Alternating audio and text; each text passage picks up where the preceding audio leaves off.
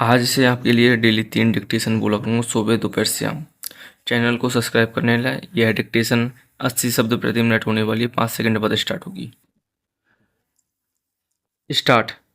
दिनेश कुमार, उपरोक्त के मामले में यह न्यायालय एक ऐसे मामले पर विचार कर रहा था जहां बाद संपत्ति की नीलामी की गई थी और याचिकाकर्ता की बोली उच्चतम थी।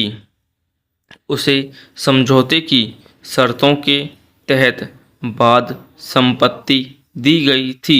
ब्राह्म याचिकाकर्ता ने कुछ किस्तों का भुगतान किया और उसके बाद उसने किस्तों का भुगतान रोक दिया और प्रतिवादी राज्य द्वारा उसके खिलाफ वसूल की गई, जिसे याचिकाकर्ता ने मुकदमे में चुनौती दी थी। ब्राह्म उक्त मामले में याचिकाकर्ता ने निषेधाज्ञा से राहत के लिए प्रार्थना की और 500 रुपये की निर्धारित न्यायालय शुल्क का भुगतान किया। ब्राह्म विचारण न्यायालय ने माना कि याचिकाकर्ता पूरी राशि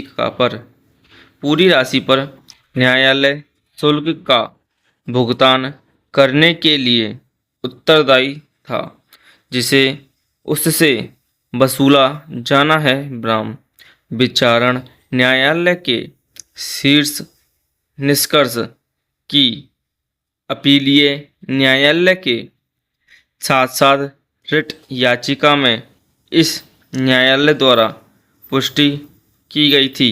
इसलिए उक्त मामले के तथ्य वर्तमान मामले के तथ्यों से भिन्न थे, क्योंकि उक्त मामले में न्यायालय ऐसे मामले पर विचार कर रही थी जहां वादी ने पैसे की वसूली को चुनौती दी है, जो उसके अनुसार अवैध रूप से उससे वसूला जा रहा था, जो वर्तमान मामले में ऐसा नहीं है।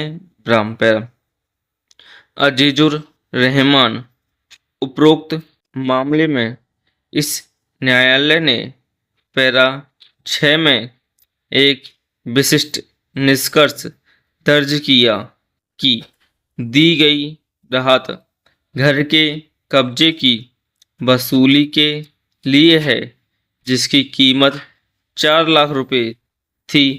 परिणाम स्वरूप न्यायालय ने कहा कि उस राशि पर न्यायालय शुल्क देय है। ब्राह्म तदनुसार इस न्यायालय ने विचारण न्यायालय के आदेश को बरकरार रखा। ब्राह्म पैरा इस प्रकार उपरोक्त कारणों से इस न्यायालय पर विचार है कि विचारण न्यायालय ने अवैध रूप से यह अभिनिर्धारित करने का कार्य किया है कि ब्राह्म वादी अपीलकर्ता न्यायालय शुल्क अधिनियम की धारा 752 के तहत न्यायालय शुल्क का भुगतान करने के लिए उत्तरदायी है। ब्राह्म फलस्वरूप विचारण न्यायालय के आदेश को अपास्त किया जाता है। ब्राह्म यह आगे अभिनिर्धारित किया गया जाता है कि वादी अपीलार्थी द्वारा भुगतान किया गया निर्धारित न्यायालय शुल्क भुगतान वर्तमान मामले में सही और उचित है। ब्राह्म पैरा तदनुसार लागत के रूप में बिना किसी आदेश के अपील की स्वीकृति दी जाती है। ब्राह्म पैरा विचारण न्यायालय को इस आदेश की प्रमाणित प्रति के पेश की तारीख से 1 वर्ष के भीतर वाद को शीघ्रता से समाप्त करने का निर्देश दिया जाता है। ब्राह्म यदि कोई स्थगन आवश्यक भावी है तो संबंधित प्राधिकारी भारी शुल्क लगाकर, जो ₹5,000 से कम नहीं हो सकता है, इसे प्रदान कर सकता है। ब्राह्म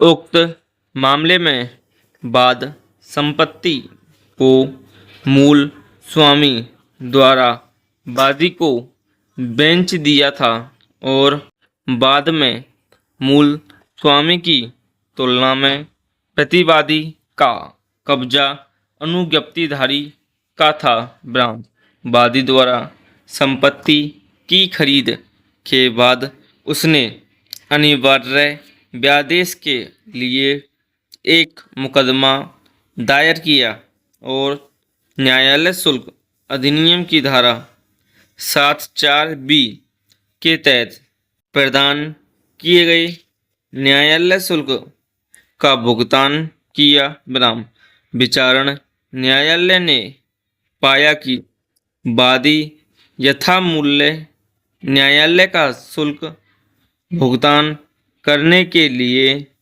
उत्तरदायी था। ब्राह्म अपील में यह मामला इस न्यायालय के समक्ष आया। ब्राह्म भारतीय सुगमता अधिनियम 1982 की धारा 59 के प्रभाव पर विचार करते हुए इस न्यायालय ने कहा कि चूंकि वादी को हस्तांतरण द्वारा मूल लाइसेंसकर्ता संपत्ति मिली थी, इसलिए प्रतिवादी के पक्ष में दिया गया लाइसेंस अस्तित्व में नहीं था और वादी अपीलकर्ता और प्रतिवादी प्रत्यर्थी के बीच लाइसेंसधारी और लाइसेंसकर्ता का कोई संबंध नहीं था। ब्राह्म उक्त मामले में इस न्यायालय ने पाया कि क्योंकि बाद के क्रेता अर्थात वादी और प्रतिवादी के बीच लाइसेंसकर्ता और लाइसेंसधारी का कोई संबंध नहीं था, इसलिए वादी को कब्जे के अनुतोष का दावा करना होगा, जिसके लिए न्यायालय शुल्क अधिनियम की धारा 752 के तहत न्यायालय शुल्क का भुगतान करना होगा। ब्राह्म समाप्त।